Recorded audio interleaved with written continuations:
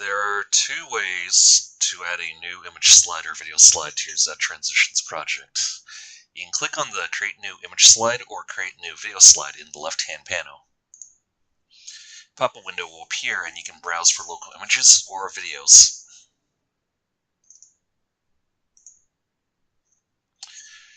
You can specify a HTTP URL address if an image or video is hosted on a server online.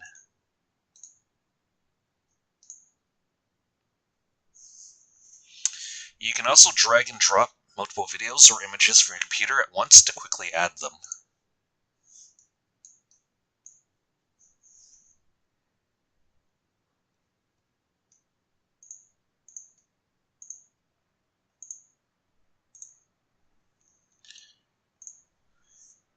You can replace an existing image slide or video slide by double-clicking on the slide thumbnail preview, which will bring up a pop-up window.